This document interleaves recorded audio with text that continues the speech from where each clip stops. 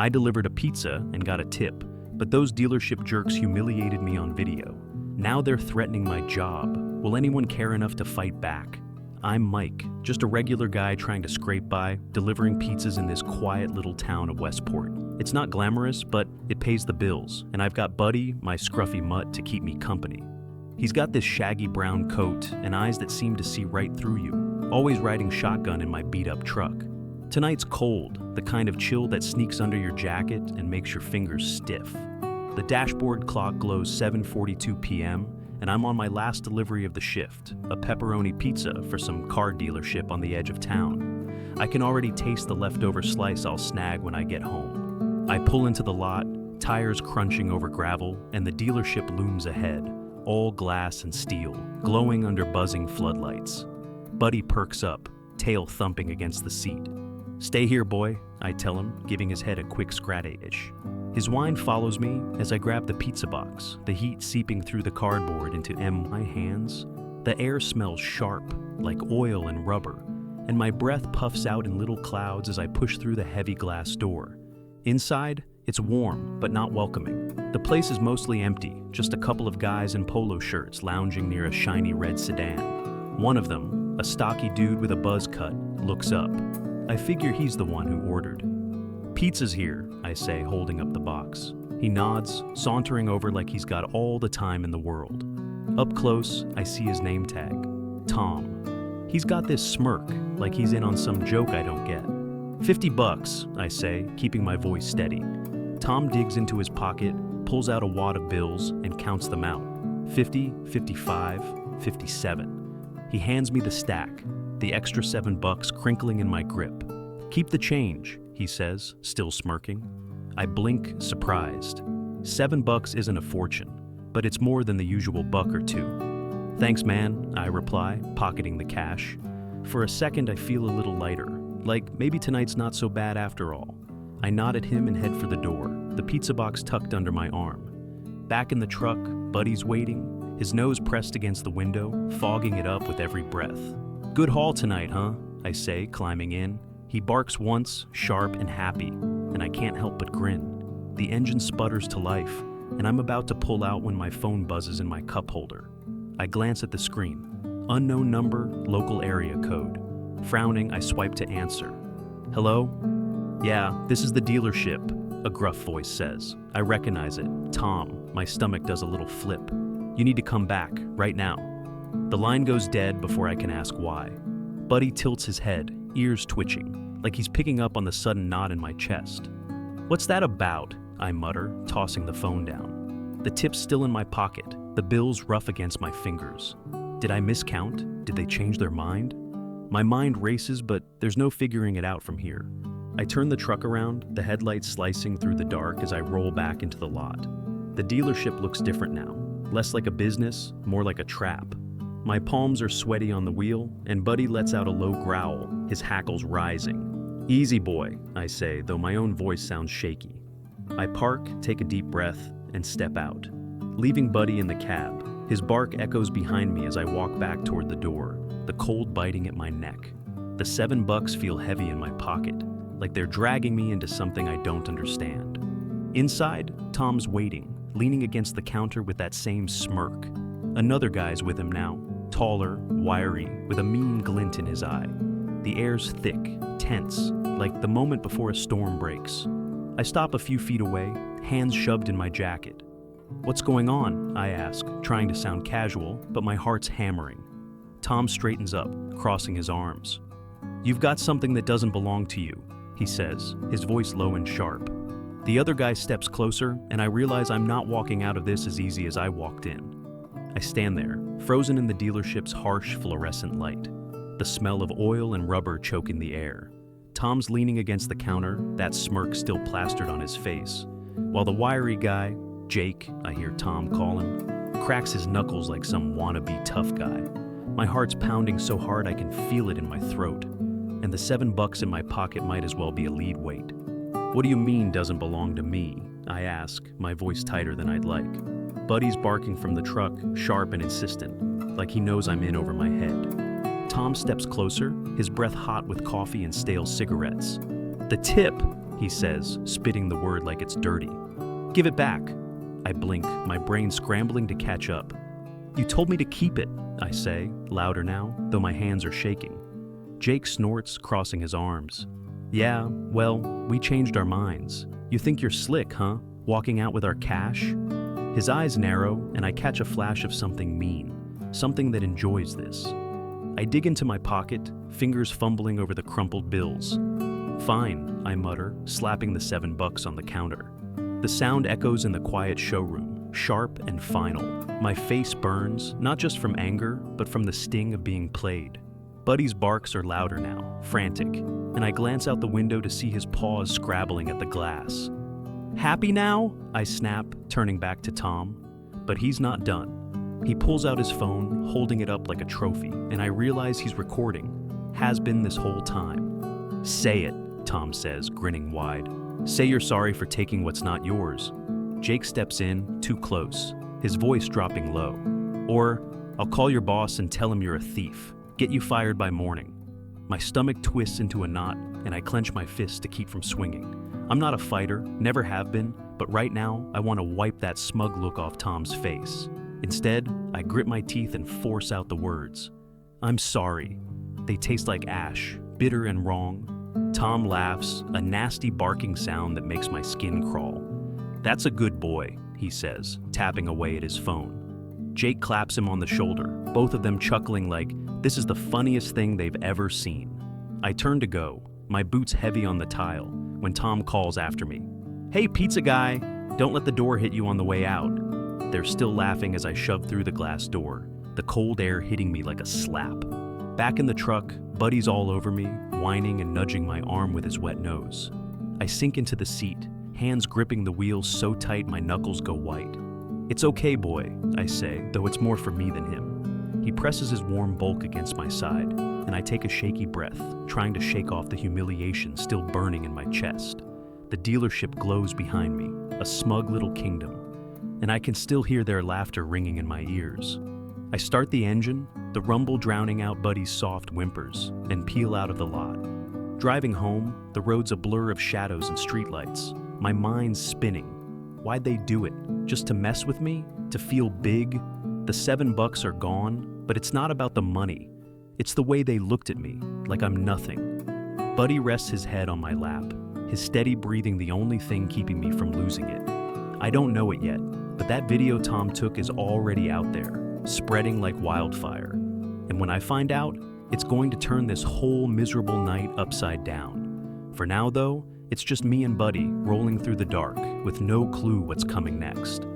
The next morning hits me like a truck. I'm sprawled on my sagging couch, still in yesterday's clothes, with Buddy curled up at my feet.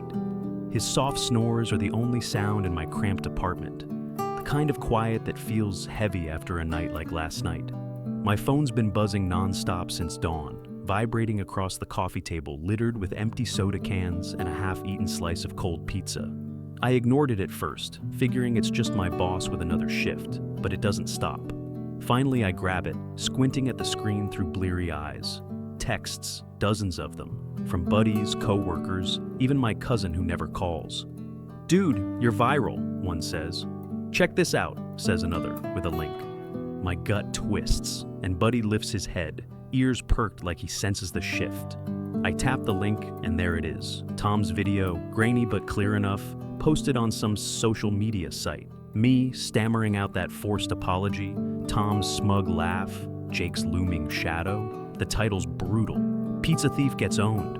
My face burns all over again, hotter than last night, and I toss the phone down like it's cursed.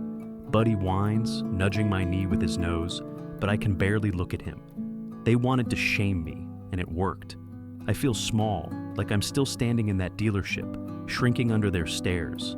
But then I notice the comments, hundreds of them, piling up fast. I pick the phone back up, scrolling with a shaky thumb. These guys are jerks, someone wrote. Who treats people like this, says another. Poor Mike, he didn't deserve that. My name's everywhere, strangers typing it like they know me. Nobody messes with Mike, one post declares, and I blink, stunned. Buddy shifts closer, his warm fur brushing my leg, and I keep reading. People are mad. Not at me, but for me. They're calling Tom and Jake arrogant, rude bullies. Someone even tracked down the dealership's review page and posted, "Trash humans work here." I sit up straighter, the knot in my chest loosening just a bit. The video's got thousands of views now, and the tide's turning hard. My phone buzzes again, a text from my buddy Dave.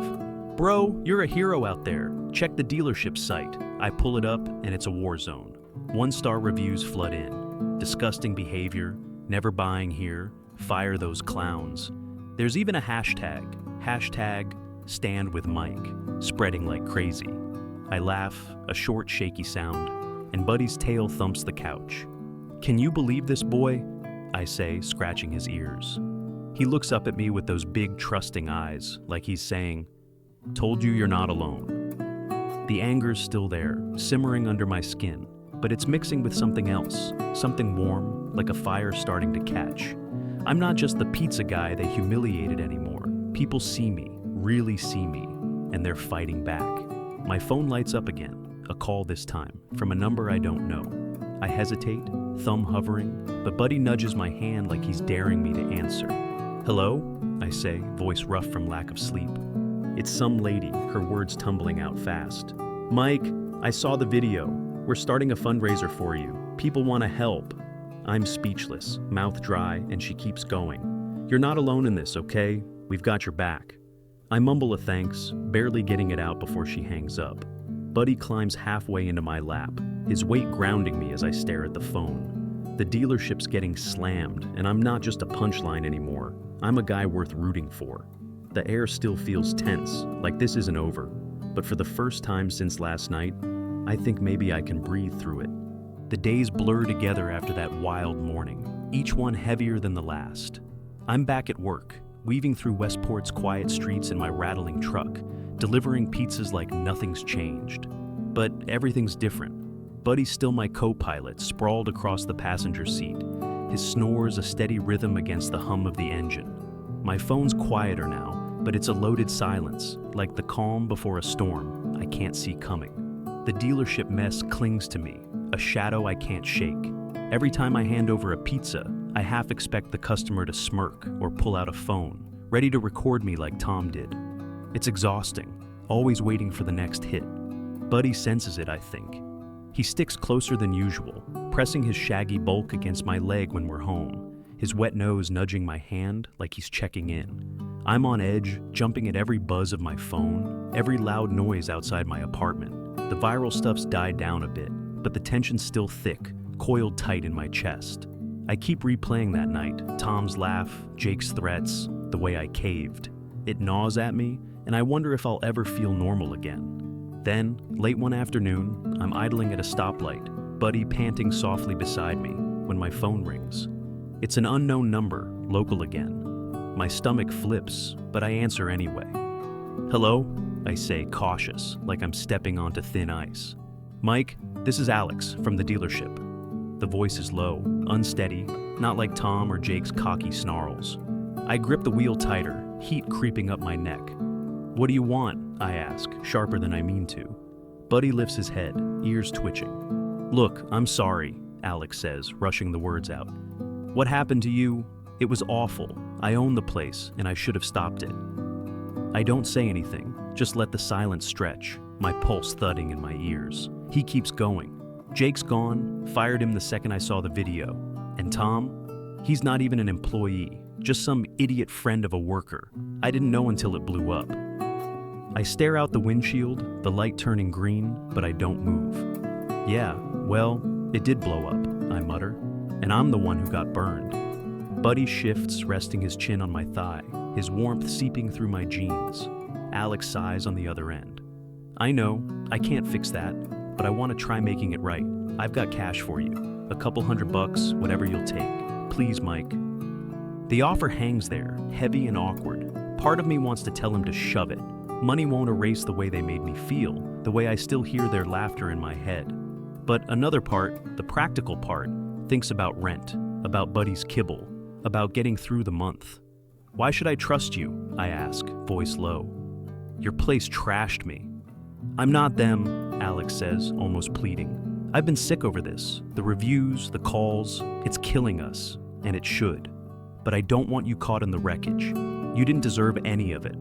His words hit hard, stirring up the mess inside me. Anger, shame, and now this weird flicker of something else. Pity maybe, or just exhaustion. I don't answer right away. The light cycles back to red, and I sit there, staring at nothing, Buddy's steady breathing filling the quiet. I'll think about it, I finally say, clipped and cold. Alex starts to reply, but I hang up, tossing the phone into the cup holder. My hands are sweaty, my mind racing. Do I take the cash and let it go? Or keep fighting, whatever that even means? The air feels thick, pressing down on me, and I don't know what's right anymore. Buddy nudges me again, his big eyes locked on mine, like he's waiting for me to figure it out. I wish I had an answer, for both of us. It's a few days later, and I'm pulling up to my last delivery of the night, the truck's engine grumbling as I park under a flickering streetlight. Buddy's dozing in the passenger seat, his paws twitching like he's chasing something in his dreams. The air's crisp, the kind of cold that makes you hunch your shoulders. And I'm bone-tired after a long shift. My mind's still a tangle, Alex's call, the cash offer, the way this whole mess won't let me go. I grab the pizza box, the heat seeping into my hands, and step out, leaving Buddy to snooze. The street's quiet, just the rustle of leaves and the distant hum of traffic. But I feel wired, like something's about to shift. Back in the truck after the drop-off, I slump into the seat, rubbing my eyes. Buddy stirs, stretching with a big yawn, his ears flopping as he settles against me. I'm about to start the engine when my phone dings, a sharp little chime that makes my stomach lurch. Another text, another comment. I fish it out of the cup holder, half dreading what I'll see. It's a news alert from some local site, the headline popping up bold. Pizza guy's tormentors face backlash, community raises thousands. I stare at it, my breath catching. Thousands? I tap the link and the story loads fast. It's me, my name, my face from some old photo they dug up, probably from my delivery gig's website. The article's short but punchy. Mike, the Westport pizza driver humiliated by car dealership workers, is getting the last laugh. After a viral video sparked outrage, locals and strangers alike have rallied, raising over $5,000 to support him. My hands shake as I scroll. There's a blurry shot of Buddy in the truck window too, with a caption calling him Mike's loyal sidekick. I laugh, a real loud laugh that startles Buddy awake. His tail thumps the seat, and I can't stop grinning. $5,000, boy, I say, scratching his head. Can you believe it? He barks, short and sharp, like he's saying, told you so. The article mentions the fundraiser that lady told me about, how it exploded online with donations from people I've never met. Mike's a good guy, one quote reads. Those jerks picked the wrong target.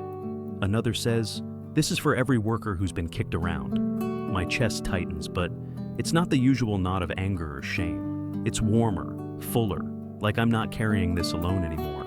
I lean back, staring at the cracked ceiling of the cab, the glow of my phone lighting up Buddy's fur. $5,000 won't fix everything. Rent's still due, the truck needs repairs. But it's more than that. It's people seeing me, standing up for me, when I couldn't do it myself. I think about Alex's offer, that measly couple hundred, and it feels small now, almost laughable. Maybe I'll take it, maybe I won't. But this is bigger. The world threw me into a pit, and instead of leaving me there, it's pulling me out. Buddy nudges my arm, his nose cold against my skin, and I look down at him. We're gonna be okay, I say, my voice steady for the first time in days. His ears perk up, and he lets out a happy little huff, like he's agreeing. I start the truck, the engine coughing to life, and pull onto the road. The headlights cut through the dark, and for once, it doesn't feel so heavy. I don't know what's next, maybe more deliveries, maybe something better. But right now, with Buddy beside me and this crazy unexpected lifeline, I feel like I can handle it. The night stretches out ahead, and I drive into it, not alone anymore. Thank you for watching. If you like the story, feel free to comment, like, and subscribe. I'll see you in the next video.